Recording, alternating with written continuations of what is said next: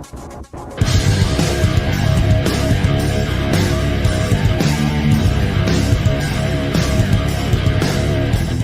and welcome back to my kitchen. Today I'm going to be making an easy cabbage casserole.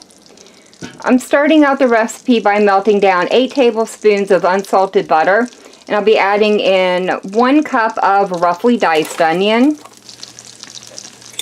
and the head of 1 roughly diced small cabbage.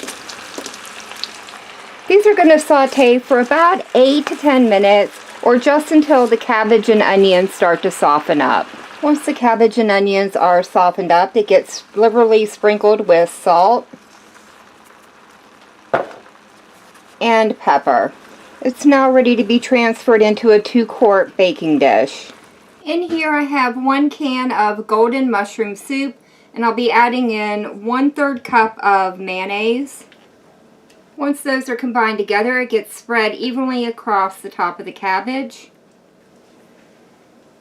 For the topping, I have 1 cup of crushed Ritz crackers, and I'll be adding in 1 cup of finely shredded parmesan cheese and 3 tablespoons of melted butter. This is now ready to be sprinkled across the top of the casserole. Once it's evenly spread out, it now goes into a 350-degree oven where it's going to bake for 30 minutes or until it's nice and bubbly and the top is turned golden brown. Once the casserole came out of the oven, I did allow it to sit on the counter for about 10 minutes just to cool down a little bit, and now all I have left to do is try it out. And I've got to say, it has smelled absolutely fantastic while it's been baking. So I'm kind of excited to dive in and try this out. This is an excellent recipe.